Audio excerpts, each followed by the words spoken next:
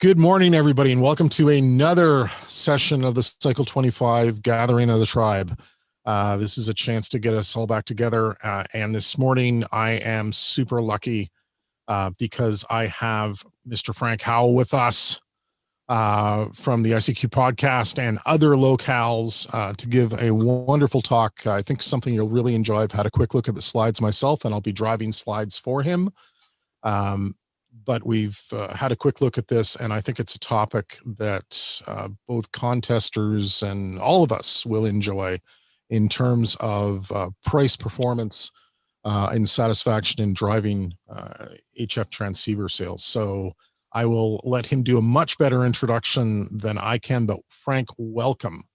Welcome to the podcast. Thank you, Rod. It's really a pleasure to be invited to speak to any group. Having been a speaker in academic circles for, I guess decades, it's always wonderful for people to devote their time to listen to something you might have to say. And I hope that some of this will be of interest to you. I think anybody who has HF privileges is struggle with buying a rig. So brief background, my PhD is in sociology and statistics with a minor in computer science. I've been involved in technology, interested since I was 8 years old. Life and no Elmer and growing up in poverty meant I didn't get a eHam license, but I was a shortwave listener, building crystal sets and doing the kind of things that membership in the International Radio Club of America by mail would lead someone in middle Georgia to do. So I was 58 when I first got licensed. And so I've been around. I built 2 broadcast stations in Milledgeville, Georgia by the time I was 20. It's just wonderful using other people's money to do really neat things. And so I went into graduate school, became a college professor, and just got licensed when I retired from Mississippi State and went over to the chancellor's office in Atlanta, Georgia, to be a senior policy advisor and being basically a data gunslinger. I was, that permanent record your teacher threatened you with. I'm going to put this on your permanent record. Well, in my elevator speech to someone says, well, what do you do over there? I said, remember that permanent record?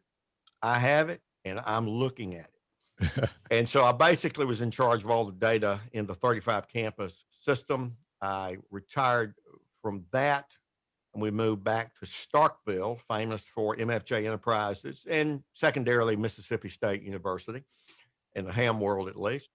And we moved down to the Jackson, Mississippi area and I live on the banks of the Barnett Reservoir. And I became editor-in-chief at Springer Media in the Netherlands, the largest scientific publisher in the world.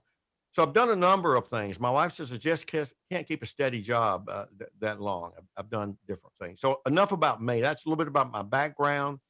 I've been a practicing statistician. I've been an investigative journalist with the Wall Street Journal, the New York Times, and a number of Atlanta Journal-Constitution, a number of other outlets involving data journalism. So one of those data nerds and that kind of thing. So with that in mind, I've tried to look at what of my skill sets can I bring to amateur radio, a hobby that I loved, but literally waited 50 years to get engaged in. And so this is simply one of them. And as I bought several HF rigs and struggled with that and thinking about that process, about 6 months ago, I said, we ought to be able to look at this in a more consistent and coherent way. And I had been a customer of Rob Sherwood. I bought a JRC NRD 545 receiver from him, 10 years ago or some period. And he did a little mod for me. And I had interacted with him as an SWL when he wrote for Passport to World Band Radio, Larry Magny's publication that has since gone out of business. So I've known Rob and have tremendous respect for him. So my talk today is, does price buy performance or satisfaction in an HF transceiver? Next slide. Okay. Sorry, I'm going to be slow on this. That's all right. There we go. Okay. There are a number of cultural themes. Money can't buy me love from the Beatles, can't get no satisfaction from the Stones, and then the ever popular mantra that we all hear, you get what you pay for. Steve Ford put in a little pamphlet that the ARL publishes. You finally got some money. You want to make the right choice. You talk to any veteran ham, and he or she can let out some blue language about a rig they spent good money on, and it just didn't do. It wasn't as a dog. Now, nobody wants to throw away money, but how do you know which one is best? There isn't a single answer to that. Best is a loaded term. It's a complicated term. It's a mini splendored thing term because people define that differently. And I'll get into some of that here. But does the logic of this work in purchasing an HF receiver? Does price make the driving distance? Now, ARL, RSGB, they don't really recommend transceivers. Rob Sherwood's published a table of his suite of bench tests for receiving. He's recently talked about quality of transmitting in a QST article. But Rob and the lab have, and perhaps Adam Farson, maybe third there, the Avis of bench test engineers for this wonderful website. You're not familiar with Adam's work, particularly for SDRs. So eHam has become a very popular website for their reviews, and you can wave your arms, they're rubbish, whatever. Here's the deal. They come from people that say they have the rig for the most part. They give a consistent rating. There's no other source I've found that gives a consistent rating from 1 to 5. We call that a Likert scale in the social sciences. And people tell you a little bit, sometimes good radio or terrible radio, but most go in for what sometimes can be pages of narrative about why they gave it a rating and what they think. It's the only consistent data source. And here's what makes it important beyond that. People act on it. I know you have listened to other hams. Perhaps you may not be willing to admit it on the video today, but you too have read it. You too have looked up things on it. You know, I'm always reminded by the people who say, I never watch TV. I only watch public broadcasting. And then they know all about the favorite shows. It's a little like that. Next slide. So eHam is a force, and it's our only set of consumer satisfaction. All right, so does price buy performance or satisfaction? So you've got multiple and somewhat complicated options when you enter this thing. You can ask fellow hams what they like and what to stay away from. If you remember the Life cereal, I saw George he was eating something, I think a pastry. If you think about cereals, Life cereal used to be very popular, and there used to be a commercial where these two young boys had a younger brother in a high chair named Mikey. And, you know, they used to say, hey, give it to Mikey. See, does Mikey, if Mikey likes it. Hey, Mikey likes it. So we do that very often. We see if Mikey likes the new IC 7300 and so on. Or you can go through the latest bench test ratings. You can look at QST. You can look at RSGB. They have some very fine technical reviews there. You can look at Rob Sherwood thing, and you can try to see what's best on the workbench. Like most laboratory experiments involving people, the thing about that is while the receiver may work the same outside the lab that it does in the lab, people tend to not behave the same way outside of a laboratory as they do inside. So the flip side of that is that a rig may have a wonderful bench rating, but you may not like it. You may think the audio sounds poorly. You may think this, that, or the other. So, but a bench rating is an objective, rational assessment of certain characteristics. I think that's undeniable. So you can go through eHam and try to figure out that. I promise you, if there is a wonderful review today, tomorrow somebody will weigh in with, it's a dog, it's terrible. I don't care what they say. You're going to have this duplicity of opinion. So what the heck are you going to do? What we sometimes wind up doing, just say, you know, I don't know what to do. Here, take my money. I just want a good rig. And that's where we have to come to the issue of how much does price matter? If you drop a load of cash on a radio, does that guarantee that it's going to be a good performing rig? A little bit like a dog chasing its tail exercise, but it's not the sources that are the problem, in my opinion. It's putting them together in a coherent way. Go ahead, next slide, and I'll set this up. So how do we do that? Well, it occurred to me that what we're dealing with as hams is you've got the aggregate rating on eHam. You've got a QST or Rob Sherwood or Adam Farson or someone else's kind of bench review. And then you kind of look at, gee, what does this thing cost? And you got these aggregate things. Now, you might be the kind of person who would take notes, kind of like Sheldon Cooper on Big Bang Theory. You know, you sit down, you write all this down, and you make your own data set. Well, I did that. I said, you know, the problem is we don't have this data at the rig level. The rig is the unit of analysis, and it's what we're focusing on. So I made basically a big spreadsheet. I put it in another program, and I took the satisfaction ratings, the average rating off eHam. I put all the Sherwood's stuff out of his, and we're going to look at that in just a second. And then I looked up the price.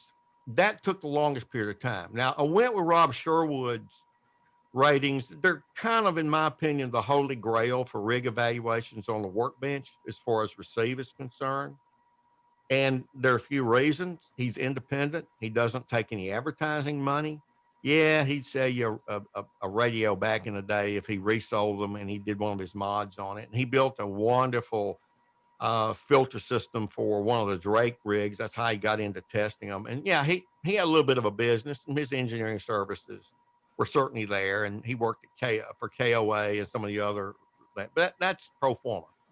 Yeah, yeah. But he doesn't take money for his stuff. He won't even take a rig from a manufacturer. Go back I'm back a sorry. little bit there. Yeah. I'm sorry. Now, there you go. And he'll also speak his mind. Now, he differs with the ARL in a very friendly and professional way on some issues. That's typical in science. There's not there's a way to measure something, and you may say, yeah, but that particular protocol doesn't capture something that's new in the design. Adam Farson, for example, has come in with a whole different approach in some ways about SDRs. That is typical traditional science. So I picked his because I feel like he's sort of independent. Now, I'll use this at the rig level to look at price, performance, and satisfaction for individual rigs. Now, to my knowledge, please tell me if I've missed something. It's the first time that anybody has reported anything like this, as far as I can tell. Next slide. So I want to go through what I've done and what I haven't done. I don't want to bore you, but I want to focus on that because it'll help answer some questions in your minds. Now, I'm using the word rig. Mostly, predominantly, they are transceivers. A few of them are just receivers. Sherwood started out with the Drake R4C because his experience with it was very different from what the workbench test by the ARRL said. Now, the year that his rigs and his table were released, if you go back and look at that, it covers a 50-year period. Now, that's not every rig out there, but I can't think of any major or highly popular transceivers that are not listed. If you can pop me an email, I'd love to see. Now, a few of the rigs in Sherwood's table weren't reviewed on eHam. They tend to be older ones. Now, I just had to take them out of the analysis because it didn't have one main vector. A couple of his rigs, if you'll study his table, they had second measurements. Now, that was due to a key upgrade or some other mod, and you can read that. Now, this does not mean a rig such as the Kenwood TS590S and the SG. Now, that's a completely different rig, and they are both in the analysis. So he didn't add, a new model number. That's a separate deal. Some had some minor tweaks. And so I kept those out because not every manufacturer, not every rig had that same opportunity. So to keep it consistent, I took that approach. And believe me, when you get in here, averaging the multiple measurements and doing all that stuff really uh, is an illusion. It doesn't really catch. So the first stock rig was what I used. A total of 126 rigs were used in the study. Next slide. Now let's talk about the measurements. Here's one you might disagree with me on, but let me tell you why. Price is what the manufacturer says is the product value to the marketplace. It's not what you can pick up a given rig for at Ham Radio Outlet, at MTC Main Trading in Texas, from your third cousin who is a silent key, and you can buy it from the estate. It's not any of those pure retail outlet metrics because they go all over the place. This is what used to be called the manufacturer's suggested retail price at the moment of entry into the marketplace. It's what the manufacturer signals to the product. Now, I had an interesting conversation about this with Mark Wilson at QST, who puts that in. Well, that's not what people can buy it for. And he kind of gave me this argument about, no, you got to go look at all of them. I said, well, Mark, why do you publish that price in QST? Well, it took about 3 days of dead silence, and he finally came back and he says, well, okay, I understand your point. So I'm looking at it from the economist's point of view. What is the product value placed upon it? Your mileage may vary at the purely retail end. Now, most price data, and this took me the longest period of time, that came from ARL's QST magazine when it was announced. Some of the vintage rigs, I went back through manufacturers' catalogs. Yes, many of them are online, even in the Wayback Machine. Collins, you can go back and look up some of their stuff. Drake, you can go back and look up some of their stuff. Hallicrafters. And so the year of release, I got what the manufacturer said the suggested retail price was. I've got a pretty good digital collection of CQ, Ham Radio Magazine, Monitoring Times, and a number of others, some websites like Rig Pick and some things like that. The dollar values over this 50-year period of time changed substantially, as we all know. So I transformed the price data into 2019 US dollar values using the Bureau of Labor Statistics Consumer Price Index, fairly pro forma, a lot of things online. If you're in the United Kingdom, you can take the exchange rate from USD to British GBP and convert that and take all the price numbers and what I've got and convert them over to that in British pounds. However, I do not know if the equivalent of a CPI in the United Kingdom would be the same. So, your mileage may vary there. All right, that's under the hood. That's what I did on price. You may disagree. That's fine. But this is the value the manufacturer puts it to the marketplace. And it's very consistent with what a lot of Nobel laureate economists at University of Chicago say is kind of the best thing to look at the study of price and its relationships to other features of a product. Okay, next slide. Let's look at price. Now, I took this in 2019 dollars, and on the right there, you'll see a histogram. And what you can see is over a 50-year period for all of the rigs in Rob's table, it's about $4,200 is the average, but that doesn't tell you what's typical. The median is about $3,100. And you look at the thing is like a lot of price data, you get some that cost a lot. In your mind, can you think of what's out there on that right tail? Art Collins built a very nice radio. So we're going to get to that. So a $3,000 price tag kind of helps you identify about what the median value of all the rigs in Rob Sherwood's table cost expressed with inflation control. Next slide. Let's look at performance. If you don't follow Rob Sherwood's tables and study his footnotes and look at his documentation and that sort of thing, in a moment of shameless promotion of the ICQ podcast, If you look at my interview with Rob or listen to it in episode 305, you'll learn an awful lot about how he approaches this. Some do's and don'ts, some issues, and that sort of thing. And if you'll follow up and listen to my interview with Bob Allison of the ARL Test Lab in episode 312, you'll hear a bit about where they differ. They're friends.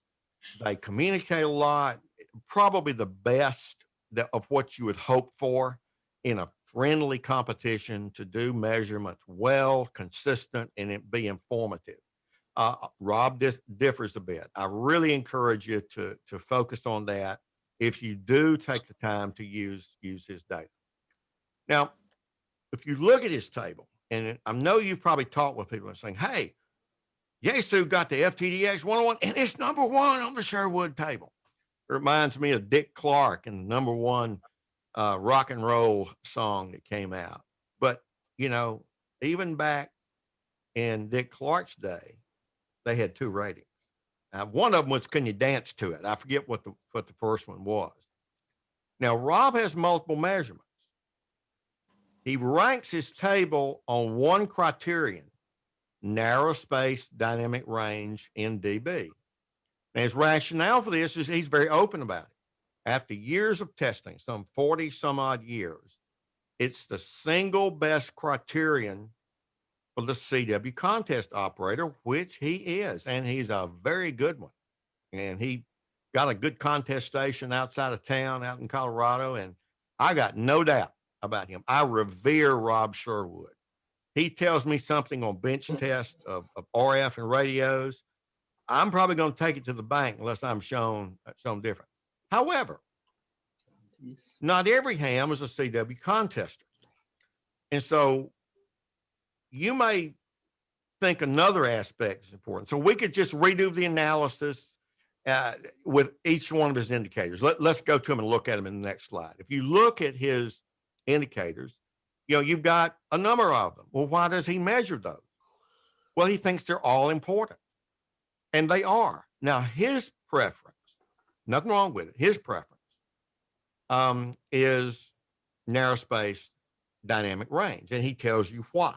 Not deceptive whatsoever, telling you exactly why he does it. Now, I want to point something out here about this. We all go to restaurants, or we did before the pandemic.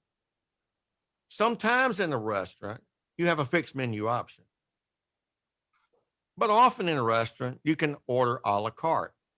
If you're across the pond over there, if you order fish and chips, you can say, no chips. I want to substitute something. We don't get to do that much with radios. If you look at this, we don't get to say, hey, I want this noise floor. I want this close in dynamic range. And I want something a little more sensitive. And the selectivity, well, okay, we don't get to do that. What we have in a rig is an engineering design that goes through price filters to determine products and that they can get to build this thing and build this out and get a price target that they work with. And we might get an option. You might get an optional filter, but we don't get to sort of do a la carte ordering. So what we have on the bench in Rob's tables is the realized performance of a rig. That is, here's this rig, and here's what we observe about it along these dimensions.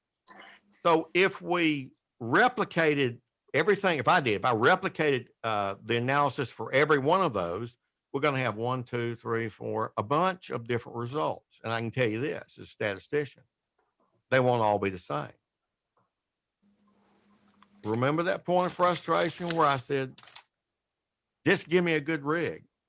So I thought, in the engineering of this, if a rig has a good close-in dynamic range, I wonder if it has good filtering too. I wonder if it has good sensitivity. I wonder if it has a lot of these other measurements that are good. And in fact, it does. And I created what I'm calling, to honor Rob, the Sherwood Performance Index. That's not his doing, that's my doing. So if there's anything wrong with it, it's on me, not Rob. to the single index of received performance. And let me show you how that works. If you go next slide. In propagation measurements back in the 40s or 50s, principal components analysis has been used to simplify some data, to smooth some data. It's been used in tests of Army soldiers when Ray Cattell developed it back in the 30s. So it's a very well-oiled machine. It's kind of the digital multimeter of statistical science. It's there, it works, it does what it does. So if you take a look at all of these measurements and you look on this pattern matrix, and Rod, if you can kind of put your mouse up there, your cursor where the loading column is, see where it says loading on the pattern up at the top left, pattern matrix. Pattern matrix loading. Loading, that second column left of commute. There we go. Loading. Got it. Now, notice that narrow dynamic range. These coefficients range from 0 to 1 positively or negatively, because they can have a kind of like a phase, Notice that his favorite criterion has the second largest loading. That is, what do they have in common together? So the dynamic range has a 0.83. The filtering at the ultimate dB that he measures, third from the bottom, 0.843. So if you go through that, and as he points out, noise floor tends to not be that much of a problem anymore, and sensitivity is less of a problem. And if you look at it, those loadings come out very similar to how Rob Sherwood talks about his bench measurements. He and I had a lot of communication over about a month's period. I wanted to make sure that I was not missing something. And if you look at that scree plot, now I've got part one of a 2-part article, severely edited, mind you, in the National Contesting Journal.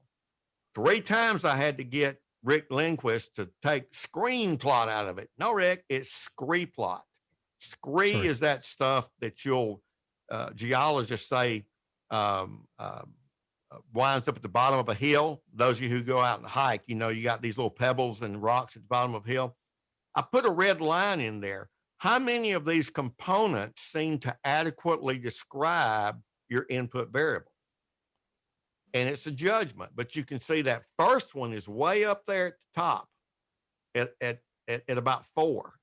And then it falls down, and then it almost fits that red line. So of all the differences in the bench measurements across these 126 rigs, 40% of them are held in common. And so a single index of all of Rob's bench measurements is what I extracted and what I used. That second one that's down there just above that line, it reflects a little more of selectivity. And I've actually analyzed it, and it doesn't do anything that dominant one does. You're going to find out that my results are very consistent with using Rob's rankings, although there are some differences, and I think they may be important. So the Sherwood Performance Index, go to the next slide, is a single composite measure of all of his bench measurements across 126 rigs. Now, it has no real world metric like dollars, years, volts, that kind of thing. It's a little bit like reactance in the sense that it's a phenomenon, and how you measure it, it doesn't have a natural metric. So it's a Z-score, for those of you who are familiar with statistics at all, with a standardized score. A Z-score has a mean of 0 and standard deviation of 1. Well, that can get complicated to explain to people. And so I did a T-score transformation, adding 100 to each number. Everyone got the same 100, and multiplying it by 15. Now, remember the old IQ test where the average is 100 and the standard deviation is 15? That's how they got that. And so a 100 on the Sherwood Performance Index means that you were at the mean and the median, within rounding error, of that composite measure on all of Sherwood's bench tests. And here's a histogram of it. And you can see that it's a little lumpy, as we statisticians would say, but it tends to fit more or less for real data a normal curve. It has the property of symmetry. Before we leave this slide, I want to point something out to you. If you believe that what Rob Sherwood does is useful and that it captures real differences in rigs, some of them differ widely from another. A standard deviation is an important metric in statistics to describe a distribution. If you go 3 standard deviations away from the mean and it's a normal distribution, or if it has a good level of symmetry, then you've got 99% of all the cases. So note that some rigs were down about 60 or just above 60. Let's see, 15 and 15 is 30. 30 from 100 would be 70. So you got some receivers that, boy, they're not very good, are they, relative to the rest of them? But look on the upper tail. Some, now say 15 times 3 would be 45. You've got some that are 3 standard deviations above. Keep this in mind as we go through the results. It's important. Next slide. Now, satisfaction is just the average from the eHam product reviews section. They're rated from 1 the lowest to 5 the highest. Let me wave my arms. It's the cumulative average, which reflects the ratings volunteered by hams, not every purchaser of the rig. Volunteer, cattle call, as I like to do it, crowdsourced as of November 2019. It reflects the complete experience. If you read the narrative, sometimes they're mad at the manufacturer, and it's more about the manufacturer than it is the actual radio. Sometimes it's their reseller. They'll jump up and down about some reseller did them wrong, and they can write a country music song out of it if you read the narrative. I won't tell you. I've read every review for every rig in this study more than once, probably 2 to 3. Some I went back to look at very carefully. What I have in the works is a web scraping exercise with the consent of eHam. I'm scraping all those reviews. I'm going to do it's not artificial intelligence. People call it this. It's actually just natural language processing to do some sentiment scores, to find out what are the biggest words associated with specific rigs. Can we guess that bang for the buck will be the one for the IC 7300? I would wager that. So that research is underway and forthcoming. So keep in mind, satisfaction is the cumulative average over the life of the rig's existence in the marketplace, and it's not measured just after release. Now, for some hams, they got it and opened the box and it smelled good and they give it 5. Now, keep that in mind. But when you average them, a lot of those that bounce around all over the place, they tend to settle down. That's kind of one of the things that you'll see in statistics. While I'm web scraping, I'm going to get each individual review, not just for these rigs, but for every product and service in eHam, the entire corpus. And I have some future research that I'm going to model the individual ratings on eHam. And I'll come back to this data set, but I'm going to add the transmit quality that Rob Sherwood talked about in his QST piece here last year or sometime, but taking them from the ARL test lab, because Rob didn't do the transmit stuff, and we could never go back and do it. It's just not feasible. So that's some stuff that I'm going to do. It's in the works. Year or two, I may be back talking about some of that. So let's go to the next slide. How does that look? Well, we have a little bit of a halo effect in that, unlike the price data that was skewed to the high end, well, it is skewed to the high end. This is skewed to the low end. You've almost got to work at it to get a bad review on eHam in the aggregate, not an individual, but in the aggregate. So the median review is 4.7. 4.6 is the mean, standard deviation about 0.2, about 0.3. So you can look at it And I've had some people say, well, wait a minute. You get somebody that gets this rig and they don't like it, and they tell 10 friends, and they tell 10 friends, and they tell 10 friends. And then you got a whole lot of negative reviews. And I went, well, wait a minute. Now let's think about it for a minute. So you ask Mikey if he likes it, and Mikey hates it. Do you buy it and then review it on eHam because Mikey hated it? I'm not sure. There are a few people who have borrowed friends' rigs and said they rated them, but I don't think that fits the data that we observe. If anything, we get a halo effect. So keep that in mind. It's the aggregate, it's the lifetime, and it's really the only consistent rating that we have. So this is the measure of consumer satisfaction. There are better ways to do it. The paper I sent to Rod, if you'll pop him a note or pop me a note, I'll send you that paper. George, I think I sent this to you some months ago, but as busy as you are, you may not have had a chance to look at it. And I got a lot of details in there. So, all right, that's consumer satisfaction, and that's what that looks like. Let's go to the next slide. Well, here's some of the results. So let's look at the top and the bottom rigs. Look, we'll find out the answer. But if we wanted to guarantee that we got the best rig, some of my money's on the floor here, we'd buy what? We'd buy Hilberling.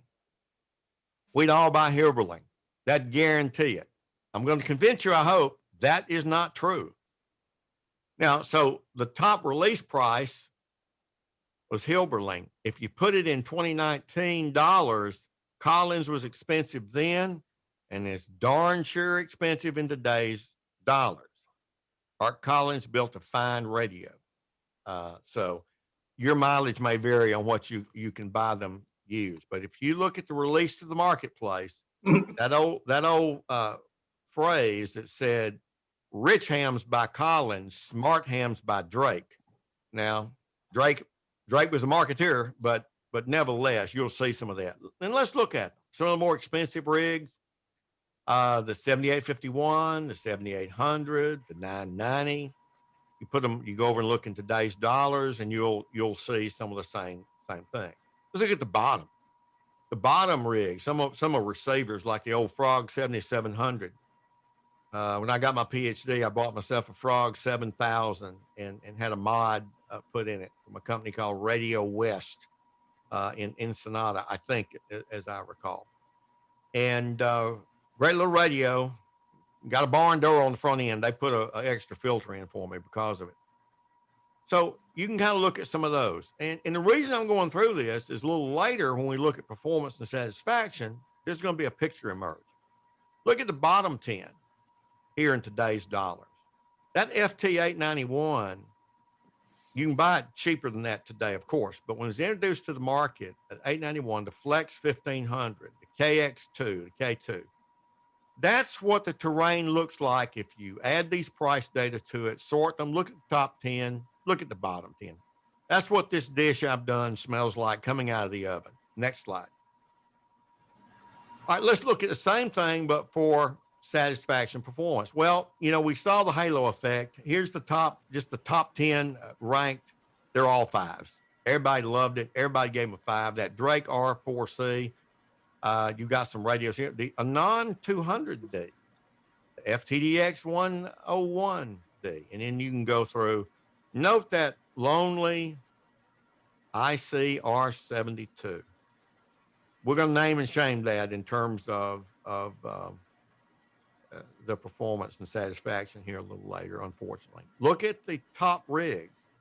In this composite index, while the FTD 101 was the first 100 dB close-in narrow-range rig that Sherwood measured, when you put all of the measurements together, it's just behind by, six points, the Flex Radio 66M. Third is the 6400. Fourth is the 7851, and so on and so on. And then you look at the bottom one. AOR 5000, Kenwood R2000, and so on. All right, so that's the other three dimensions. It's really important to look at basic descriptive data before you get any fancier. Um, and you see so many people out there today that learned how to run regression or something else in school, and they do that without ever looking at their data. When you look at the individual data, you say, wow, that should have been dealt with and treated before then. So let's go to the next slide. Let's look at the trends over time. So what I've done, if you think about it, Rob's been busy for 40 some odd years. The date of release to the marketplace is about 50 years. So let's look at the trends in price, both nominal price at the point of release, as well as the adjusted price in with inflation control. And you're going to get the same picture, interestingly. The earliest spike was over $20,000 for the Collins rig. But there are two periods where real prices spiked, around 1990 and around 2010. Now, the price of parts and rig production in Japan and in the post-80s recession probably created that spike. It created a similar spike in many other electronic consumer products and other products in general that weren't electronic. But notice the introduction of premium HF rigs. Look at those spikes on the right end. ICOM probably led the way, at least insofar as Sherwood's rigs that he's tested here. So keep those two spikes in mind. One was because of parts shortages and recessionary practices, and the other was kind of the introduction of the premium rig concept. Next slide. Now, this previous slide, the one on performance index, go back. Yeah. I want you to look at this. That red line is the median score on the Sherwood Performance Index. In Rob's QST article on transmission for the Collins rig that he points out in his QST piece on transmitter quality, he said it was the cleanest transmitter he'd ever tested. Well, this is the received counterpart to that back in the 50s. Note that back in the 50s, it was largely the Collins was right there on the median over a 50-year period. They were as good as the median score over a 50-year period. And you see the performance on his measurements kind of meander through, and I think that's the early 90s, if my eyes are not deceiving me, where it pops up to the median and it's bebopping along. And look at what happened in 2000. It began to realize what happened in the microprocessor industry, the miniaturization of parts, the increased production of parts, and those kind of agglomeration factors that economists point out. Look at what happened in 2010. Here's the punchline. In 2010, there over 2 standard deviations above the average when you look at the median price or median performance.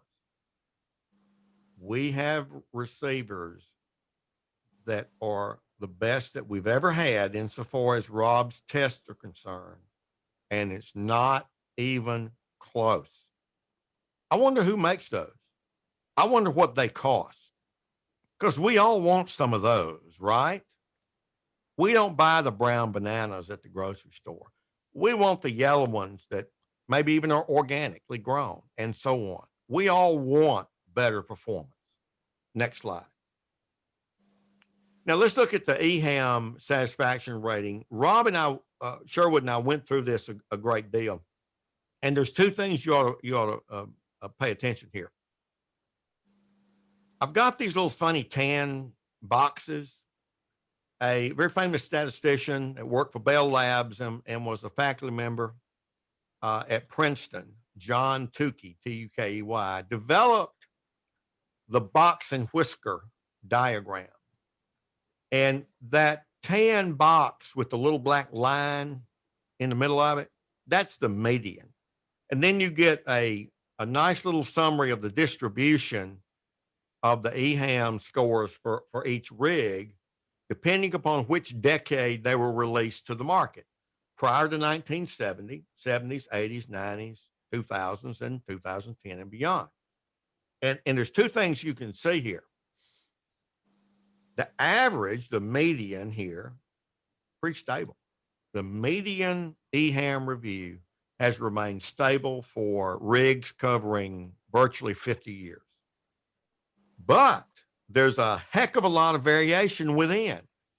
And that means that people have some winners and people have some losers in their collective minds when you look at the average. That little line is where I look at it for each single year. And you see how it's just jumping around all over the place.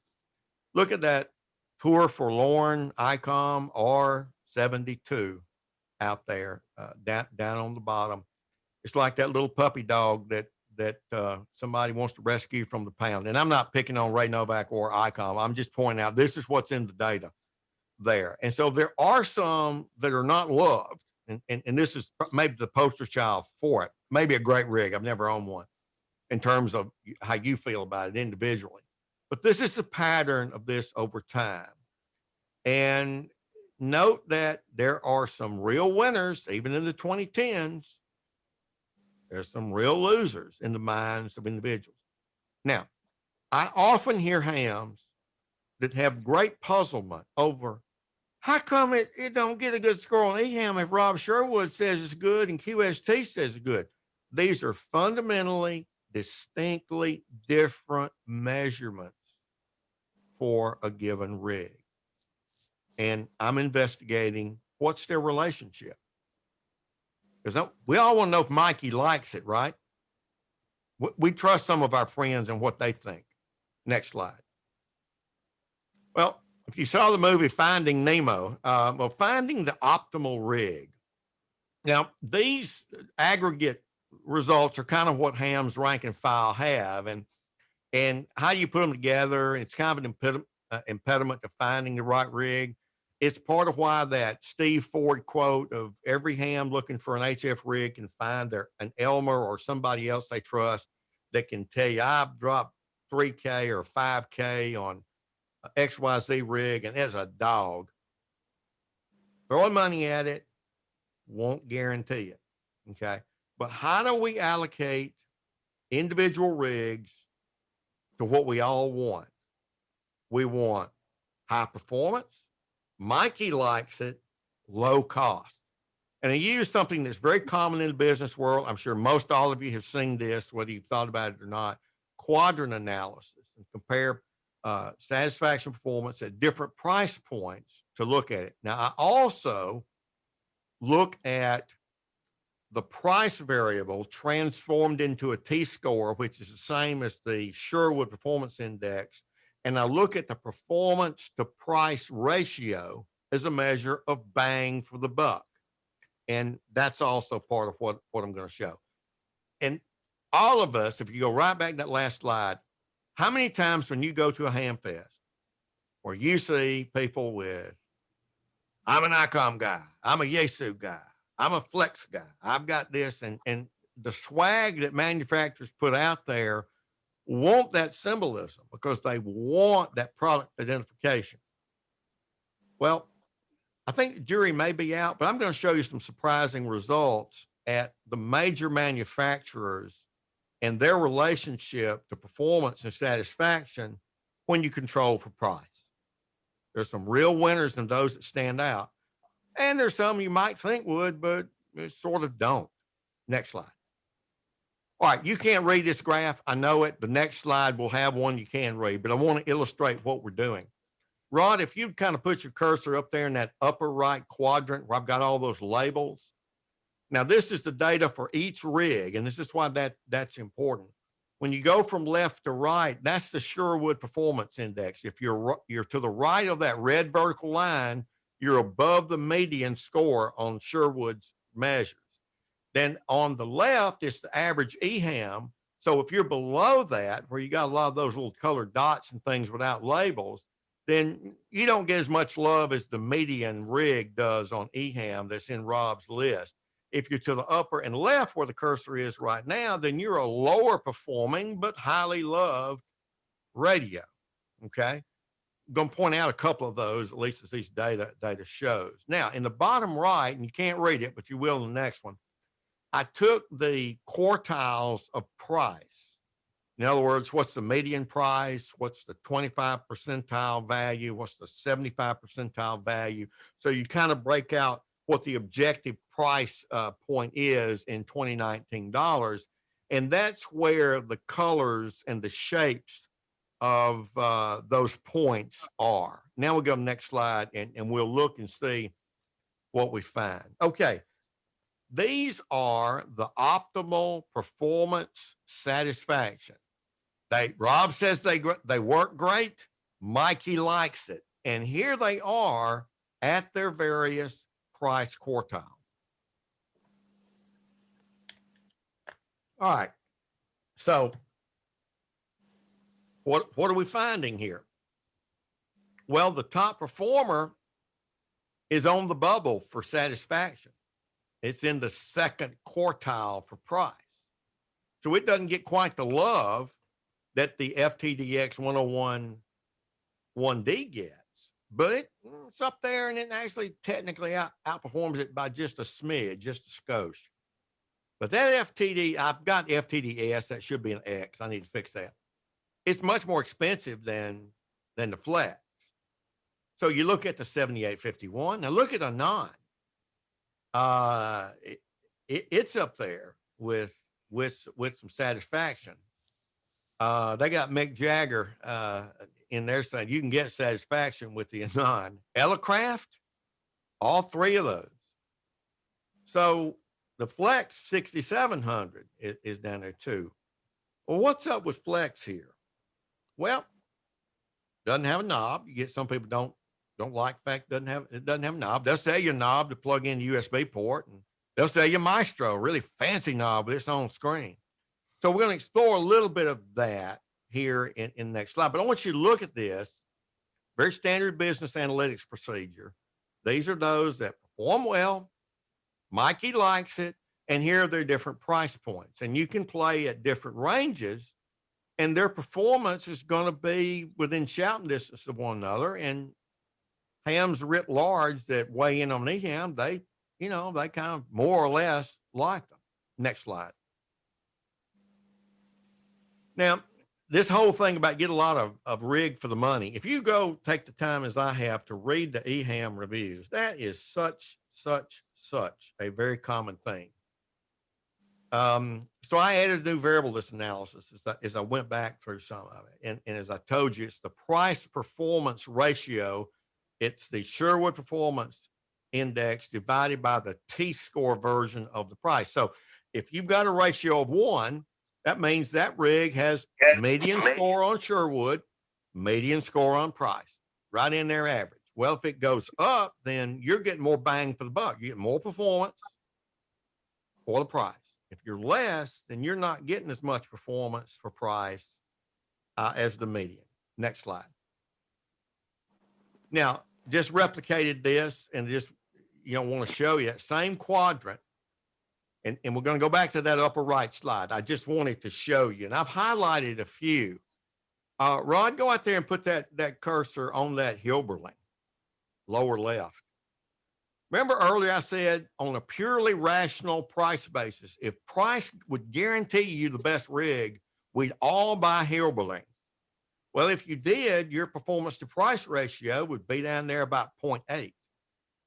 You'd be kind of losing some value perhaps. And I've also coded these for actual price quartile, because let's face it, my wife is a consumer finance specialist. Her PhD is in that area, and she's done a whole lot of that and consulted and things like what is a life lost worth? You got run over by a car, so she's one that will tell you get all these percentage off, and you can go bankrupt saving money.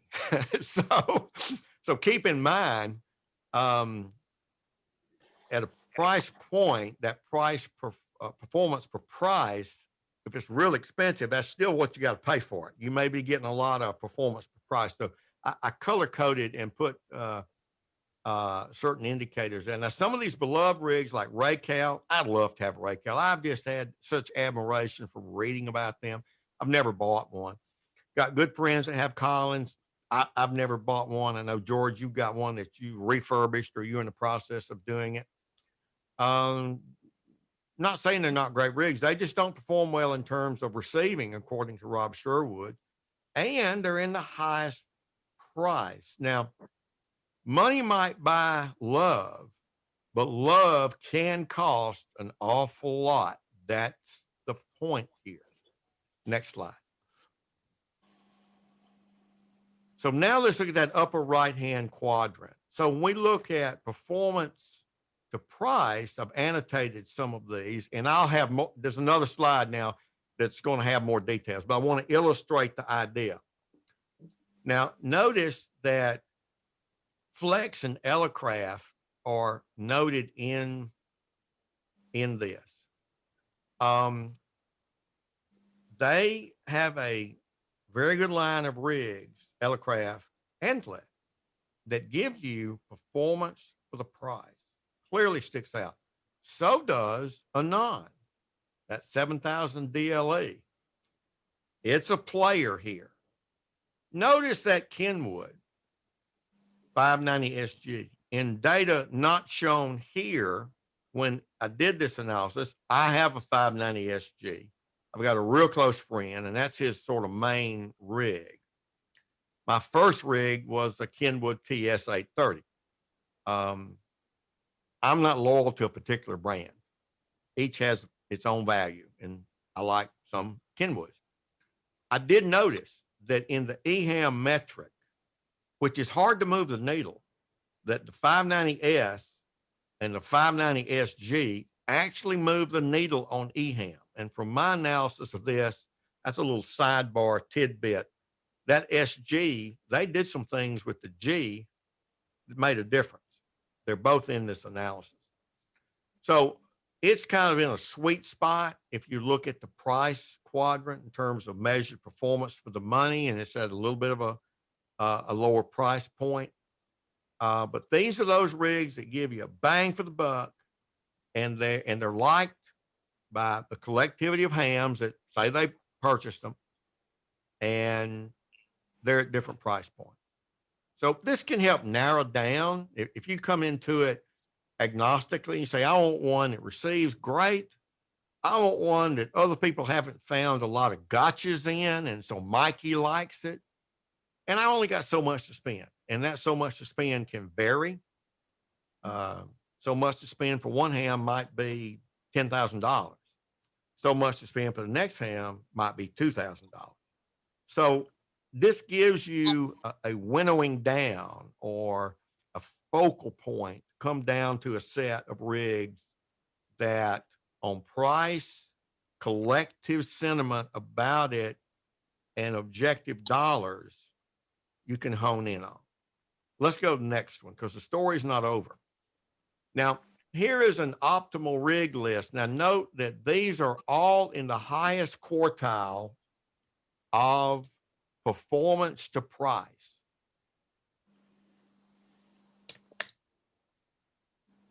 So these are all good bang for the buck rigs. And you've got the year it was introduced, the performance to price ratio in the top quartile. Now, realize you may not be able to see that if you're on an iPad or an iPhone.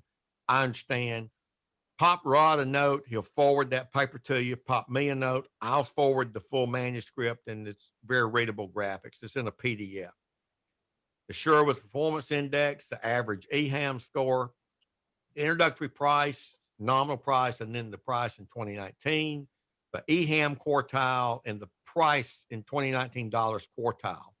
And through looking at those, although slightly subjective, there are three groups of these top bang for the buck rigs that I think distinguish themselves.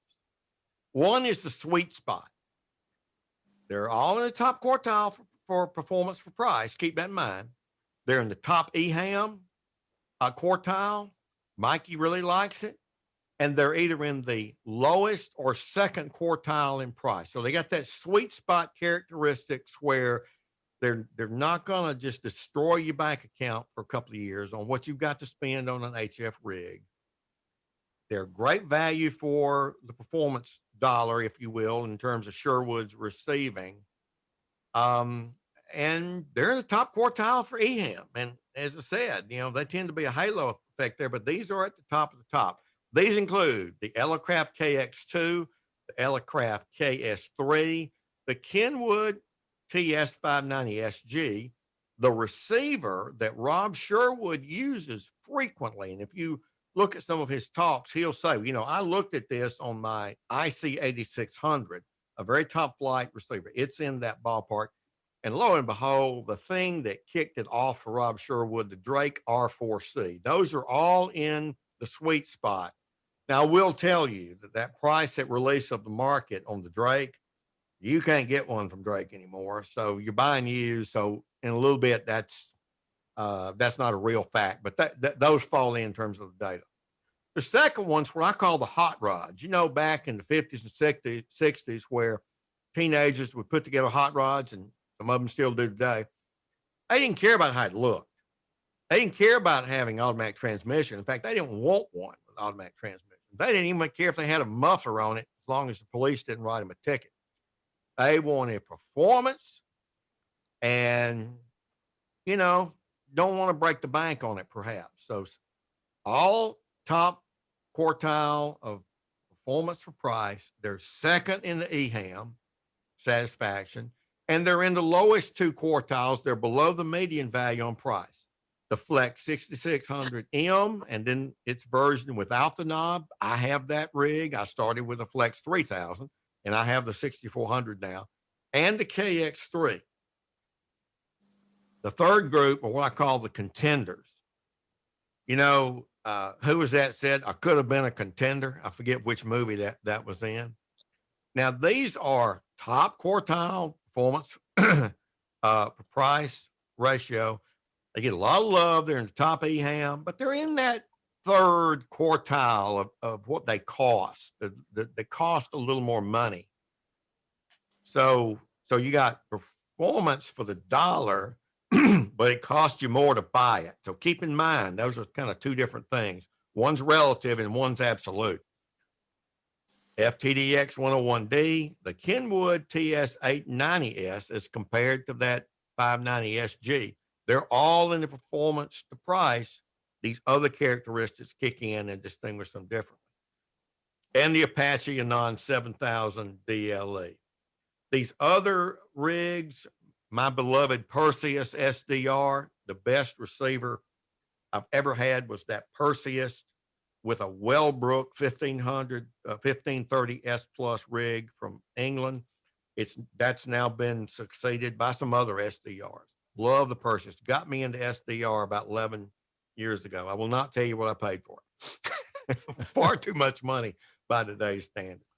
And if you look at these others, they're all high PPR rigs. They just don't have kind of that coalescence to distinguish themselves in terms of group. A little bit subjective. I plan to have these data on one of my websites, foxmikehotel.com. I got to do some updates to that site. Got a new PHP thing I've got to do. That's going to force me to change the theme I use. Give me about a month. I'll have that table out there. I'm going to do it so you can go sort it on a lot of different columns, and you can mix and match and analyze these data I've put together on your own. And so give me about 30 days to get that done. I hope to do it before then. Next slide. Now, let's then look at this thing to try to summarize. How much effect does price have on performance and satisfaction?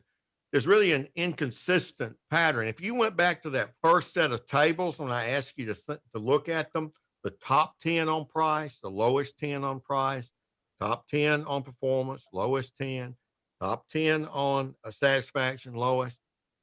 If money guaranteed it, you see those names carry through the whole analysis, wouldn't you? you didn't see all of them do that. You saw a few of them. Now, so a random high price rig does not guarantee measured receive performance that's good or collective satisfaction. Can we put a finer point on this? Yes, we can. Some of you remember linear regression from a calculus class, rise over run, if you remember a high school class, the slope. Some of you may know a great deal about it, but I did a linear regression model that included the performance index as the dependent variable and the satisfaction score as the dependent variable, separate models. I've got the price of the rig in 2019 dollars. I got binary variables. We call them dummy variables. It's 1 if it's pre-70s, 0 otherwise, and so on. The reference group is the 2010 and beyond. So when it was released to the market, and whether it's from one of the major manufacturers, the big three of ICOM, Yaesu, and Kenwood, but the Johnny-come-latelys who seem to score well, Flex and Elecraft. And just for the satisfaction variable. Now, I had some people say, well, there's some small number of reviews. As a statistician, you need to look at that. And I would concur because I taught asymptotic relative efficiency and how many sample do you have to have the variance of the error smooth out. So yeah, I know all about that. So that concerned me. Let me tell you what I found out. I looked at that extensively. And yes, a small number of reviews would suggest unreliability. But that unreliability appears to be random. What do I mean by that? Small number of reviews can result in a high eHam score or a low eHam score. So, yep, there's some with a small number of reviews, but they bounce around. They don't give a bias, as we might call it in statistics, toward either a halo or a negative one. Now, but I put the number of eHam reviews in the model on the satisfaction to try to control for that. And we'll see if it has an effect. Next slide. All right, now this is the summary. And what, Rod, if you'll do is that beta coefficient under the rig performance, where it says B and then beta. I want to focus on that column because I'll tell you what that tells us.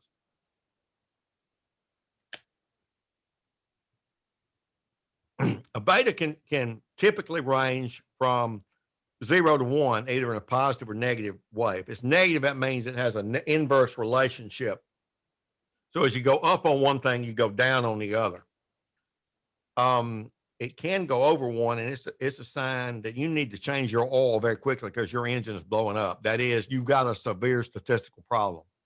So for the statisticians out there, I taught this for a long, long time.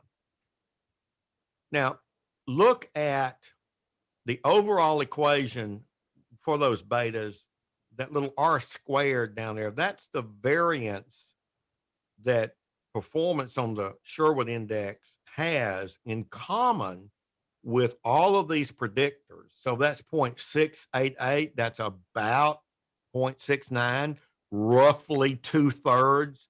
So 2/3 of all of the differences on the Sherwood Performance Index can be associated with price, when it was released, who released it in terms of manufacture.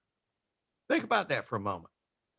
That explains not everything, but a fair amount.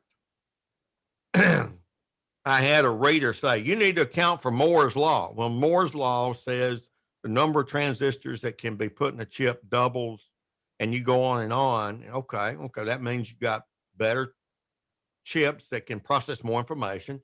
Some then extrapolate that to CPUs, and CPUs get better and faster, and so on and so on. But when you look at the performance index, what you find in those trends, that it didn't kick off until 2000 or 2010. It didn't follow that geometric progression of what Moore's Law would say. Some of my electrical engineering, computer engineering friends say Moore's Law doesn't hold any longer, but I'm going to leave that debate for someone else. Fact is, these data in terms of realized performance don't follow Moore's Law. I think there's a reason. I think when you design a rig, and they put certain chips in it. Some of you out there may be in the industry and can correct me if I'm wrong. There's a lot of R&D that goes into designing that board that chip will do certain things, instruction sets. So just because you can get a faster chip doesn't mean you're going to yank it out and replace the same model radio with a newer, faster chip. What you typically do is like what happened with the 590S. You come out with a new model that you've redesigned, at least part of it, enough to give it a whole different rig name like the SG. So I took that comment as a valid comment. I don't see anything that says Moore's Law helps explain this. Anyway, 2/3 of difference. Now, let's look at the beta coefficient for price. No, previous slide. But Sorry. Beta coefficient for price, it's 0.341 for price under performance index. I'm trying to point, Rod. Sorry, I'm used to touch screens. It's over in that rig performance index column, and it says rig price, and it's 0.341. 0.341 in there you go. Like a fly swatter trying to hit a fly. All right, so price is related to better receive performance. That thing could be 0.9, couldn't it? It could be 0.8. Yeah, price makes a difference. The surprising thing is that why doesn't it make a bigger difference? If you were released before 1970, that makes just as big a difference as the adjusted inflation price, 0.326, more or less. And so if you go on down there, you see that the decade that you were released in has a consistently declining effect that represents that graph where on the Sherwood Performance Index, it just took off after 2000. So in other words, on the Sherwood Performance Index, we look at the B column here. That's a raw metric. Pre-1970, you were 25 points down on the Sherwood Index, even with price control, if you were released in the 1970s. So price of the rig, even though some premium rigs were released later, doesn't really account for the improvements. It wasn't just that take my money, more money, better rig. No. The engineering got better because we had better parts and better circuits and so on. Now, does who released it make a difference? Look at the first manufacturer. Now, these are Elecraft, Flex, ICOM, Kenwood, and Yaesu relative to everybody else. I don't want to call them no name. I don't mean that. I just mean everybody else. So with price control, and regardless of when it was released, Elecraft had 17 points better performance than everybody else. Well, Elecraft wasn't around in 1970. It was what we call a Johnny come lately. It came in, I believe, after 2000. So it captures the benefits of the marketplace. Flex is about 12 points better. Well, this is Johnny come lately. It captured the better technology. But look at the traditional big three. You see that NS beside them? Not significant. You may be an ICOM guy, Yaesu guy, Kenwood guy. I got all three hats in my closet, okay? But on Sherwood Performance, when you control for price and what decade, coming from that major manufacturer doesn't make any difference. That's just kind of random. Okay, now let's go over satisfaction. Previous slide. I'm sorry. We're gonna look at a boring table of numbers on the previous slide for just one more minute because it's really important here to show what's going on. Its R square is 0.199, about 2. So about 20% of the differences in average eHam is related to all these variables, whereas 2/3 for performance. Big difference. And look at the effect on the beta for price, 0.289. It was 341 for Sherwood Performance.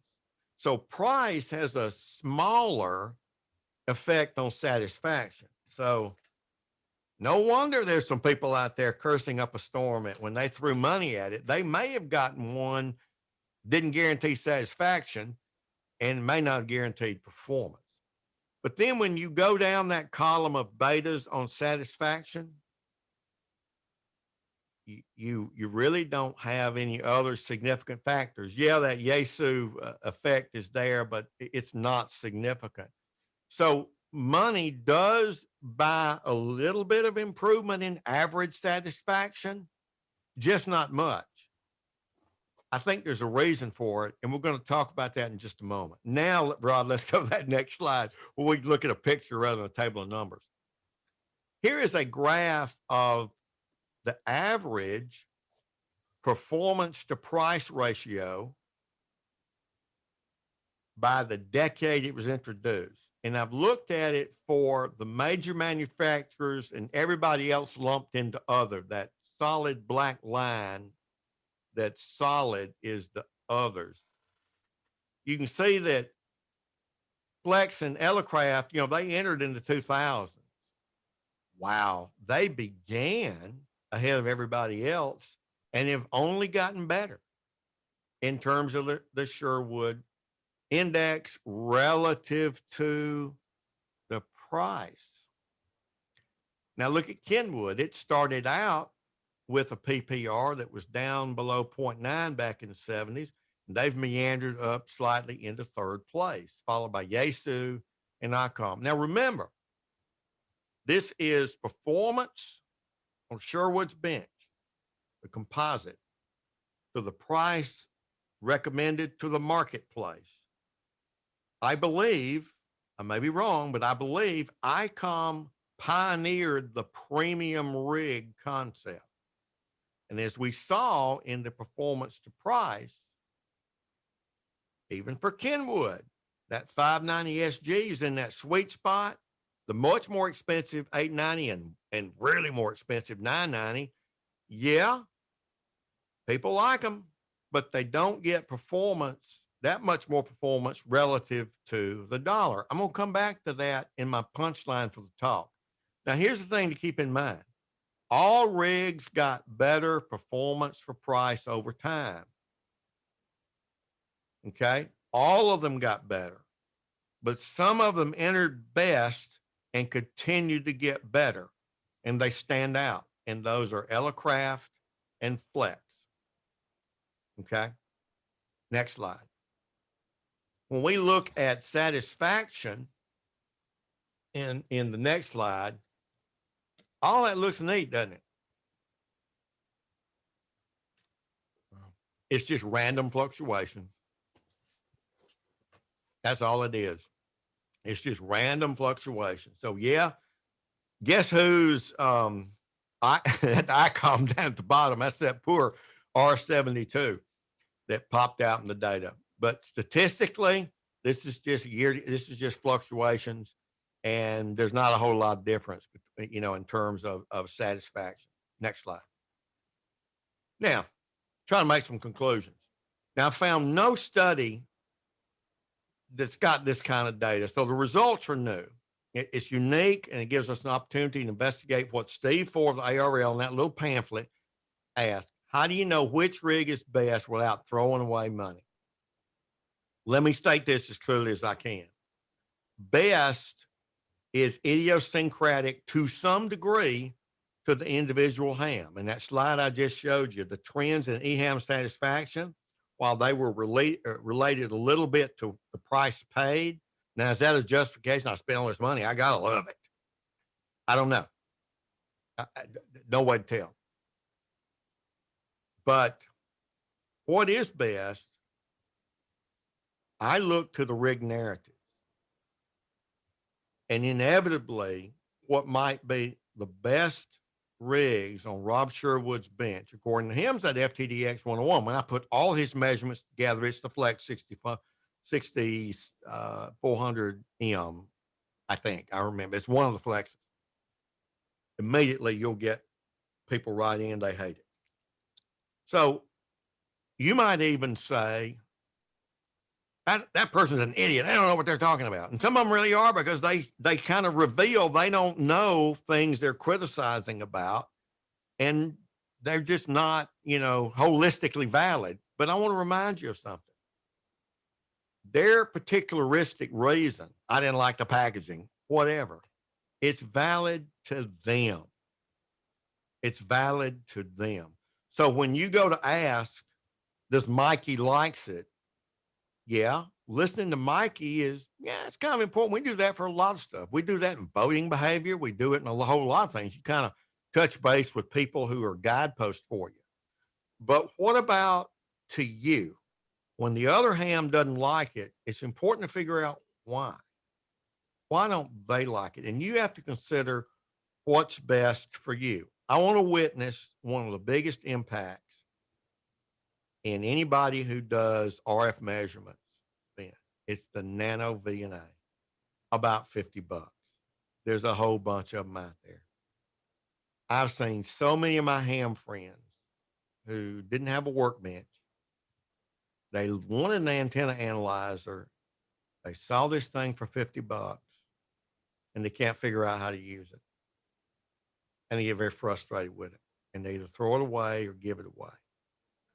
So what they wanted was an appliance we call an antenna analyzer that you still have to understand how to use, but you can push a few buttons and you get kind of a set readout of what you want.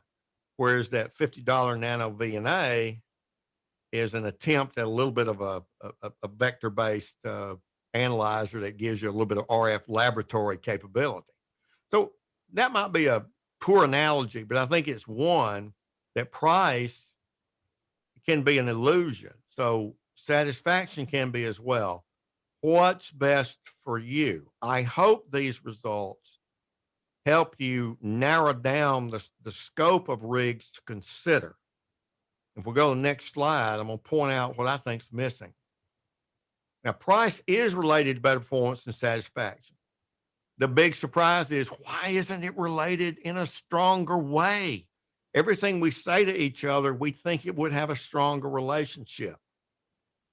But we're getting the best receivers that we've ever gotten, and it's not even close. Now, here's what I think is missing from the average eHam data, and I don't know if I'm going to be able to solve it in my future research after I web scrape everything and do some natural language processing sentiment analysis on it. Price is only moderately related, but what about the features? What about the ergonomics? You know that nano VNA, what the biggest complaint is when you read it? I can't read the darn thing. Well, it's very small and it's only $50. Well, we do the same thing with radios. Yaesu should have put a colored display on that FT891 along with an ATU. Well, and that'd have been over $1,000 if they'd done that. Plus your battery life would go down. Everybody got upset because the receive current draw is over an amp on receive only. So when you think about what people want and what their expectations are, feature set is got to be one of the missing things that I don't have here. And I thought about, okay, maybe I can kind of go back and get that. Well, think about it. We have new things such as DSP audio processing that didn't exist in Collins' era. I could spend some time and go through and do some kind of laundry list. I could ask you to tell me what your important features are, and we could come up with some sort of list. Well, the same thing can be, the DSP can be in IF, it can be done elsewhere. So going back and creating those data, I think would be practically impossible. Ergonomics. Yeah, I wear glasses. Yeah, I can't see some fine print, some small print. As hams, the corpus of hams seems to be getting older, I suspect Mikey can't read them either. There are some other ergonomics depending upon how you're going to use a rig. I have an ICOM 7300. I do not take that out into the field. I use an FT450D. I've got a Yaesu FT857D. Those are in 2 go boxes, and I've got an 891 in a grab and go bag, and I got a couple of Zygoos. I don't like to get rigs that I think are house that are house cats, I don't like to send them outdoors. That's me. That may not be you. So even ergonomics, it's ergonomics relative to what? So I don't directly observe these here. I want to openly admit, I think those have a lot to do with the eHam satisfaction scores and the fact that it doesn't matter when it was released. It matters a little bit what the price was, but it doesn't really matter who released it, the major manufacturers. So when you look at it though, the folks that say, I'm a Kenwood guy, I love that Kenwood audio, and you ain't gonna ever take that away from me. Great. But it doesn't affect the overall eHam satisfaction scores. That ICOM guy or gal can be the same way, and so can Yaesu, and so can Anon and anybody else. So when you look at it overall, there just isn't any evidence available in this study so that major manufacturer impacts are there. The sole exception is in Receive Performance, Elecraft, and Flex. They came into the marketplace when that revolution was happening, as we saw in the trend chart. And that's it for major manufacturers. They ought to be proud of that because, boy, it shows. Now, I put out these three things: sweet spot, hot rods, and contenders are all high performing relative to their introductory price. They stand out for different reasons. You need to evaluate those things based on your own preferences and priorities. Next slide.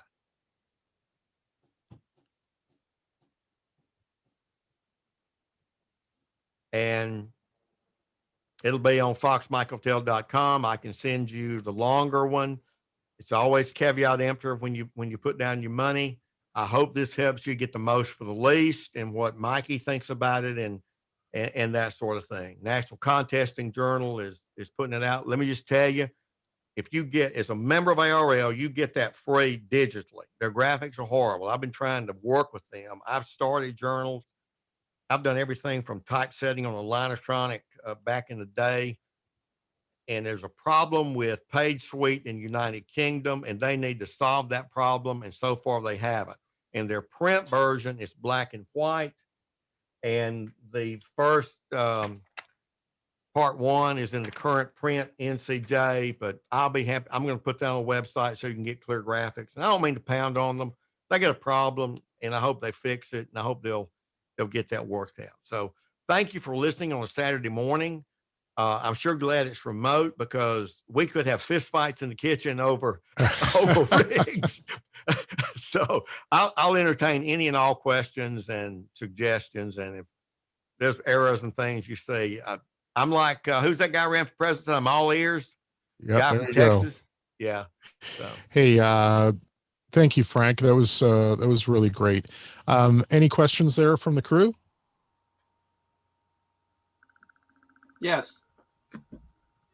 I'd like to offer some comment. Go for it. Okay. So Frank, first of all, thanks very much for the work you did. That's an amazing collection of data that you've analyzed. And thank you. Having done work like that, I know how time consuming it is. I wanted to try and offer a summary of my takeaways from your presentation. So the higher performing radios are pretty much all SDR based, and they've come along through the innovations of digital signal processing. The top performers in that realm are the newcomers, and I can see them being innovative in how they go about doing things and getting increased performance because they have no albatross they're dragging along behind them.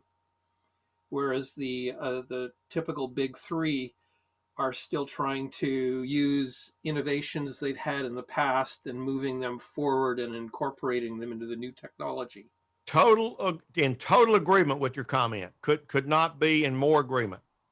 The other thing was that based on what you analyzed, the eHam reviews were more subjective reviews. Without a doubt. Right. And the what I found in my past history, I spent 32 years in the high tech industry doing all kinds of crap. But user interfaces uh, drive people's opinions of the product, not necessarily the functionality or the performance. And the newer equipment has the ability to put big screens on, which improves the UI and takes some of the multifunction buttons and knobs and brings them up to all to the same level of the UI. So the products that have access, video or UI access on a big screen, they all rated higher. And they're very subjective. Some people like the arrangement, some people don't. It's how does your mind work? That's the radio that's going to work best for you. Thank you. Listen, Rod, you know me. You know I have a crazy sense of humor. So I'm going to set this up. So I've got a single hand gesture to respond to you with.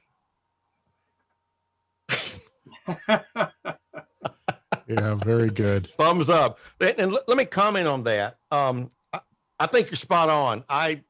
Those of you who remember the word processing software WordPerfect that came out of Provo, Utah, they may still be around. I don't know.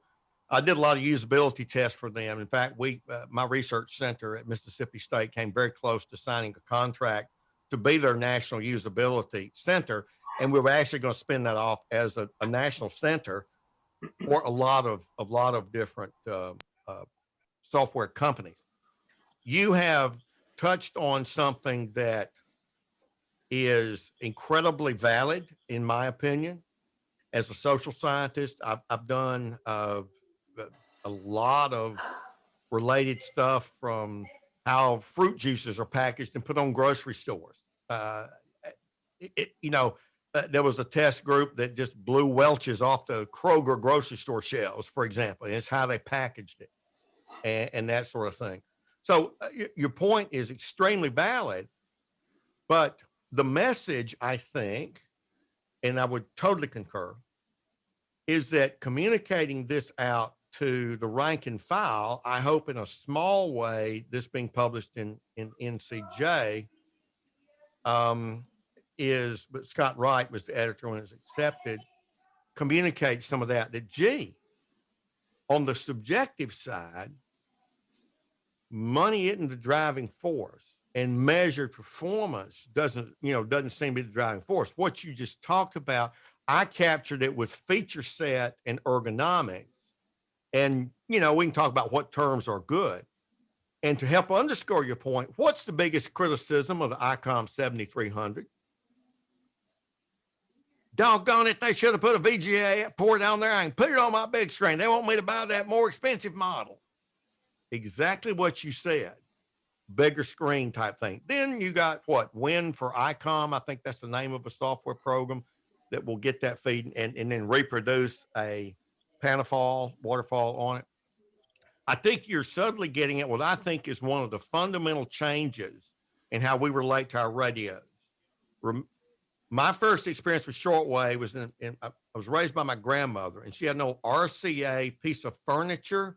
And remember that little winking eye tube, it would do something. And I think RCA they developed it. I don't know if they patented it or not. And, but when you tuned it in, it'd wink at you. Think about that interface to an S meter, to one frequency on the dial, to where suddenly you get a waterfall. The first person I ever saw do that was Bob Groves of Monitoring Times and Grove Enterprises. He monitored the shortwave bands with a HP spectrum analyzer. He knew the broadcast bands well enough to know when that little blip shouldn't be there, or was new, or was down from what it typically was. But that whole notion of that waterfall, seeing more than one frequency, is a subtlety. One day the anthropologists will talk about this, I'm convinced, of us seeing that. I think your point captures it. So what does that do for manufacturers? Those that are legacy, just like in the days, in the 80s, I started a journal with Dave Garson. I was on the faculty at NC State called the Social Science Microcomputer Review. It's now just the Social Science Computer Review, and Sage Publishers out in California is the publisher, still in business. I was flying all over the country to colleges and universities talking about what personal computers meant for them. And I'll never, ever forget an email I got from Peter Joftis, who was one of the IT guys at University of Michigan, Ann Arbor, big IBM place, big iron. Peter said, you know, Frank, I hope one day that we're like a lot of those smaller schools that you're going around talking to, because I had gone up there and talked. He said, we can't afford to buy our IBM contract and move. Take that same logic with the little schools, if you will, that is, they don't have that legacy investment, could adopt PCs, and they did, and they moved quicker. What you said, I think, is spot on for the big three out of Japan, is their R&D, and you make a widget, it works, it sells, it's in a few rigs. What does it take corporate-wise to move away from it? And so, you know, there are some parallels here for amateur radio in rig design and development that you have touched on, and I think is part of what explains the eHam. I'll end with this comment. Yeah, they're very subjective, and they got the money to make them valid. People use eHam to make purchases on. So whether they're valid or terribly subjective from an engineer's point of view or not, someone said that a user interface is just what the engineer designing it likes, not necessarily what the customer likes. Anyway, I'll stop with it. Great point. Good. Hey, very good. Thank you so much, Frank. I appreciate it. I think we've had a bit of a record recording on here, but it was definitely dense and full of facts. So I really appreciate your time going on this. I do have to get us to move on with the day. I'm going to take a couple of last questions if we need to, but with this, I'm going to end the recording so that we don't pass the 2-hour mark. And I'll put in a small plug for the Women's Hockey League, which has got a game on in the bubble, which my daughters are dragging me towards. So thank you so much for your time. I'm going to end the recording here, and I will say thank you so much. Thanks, Frank.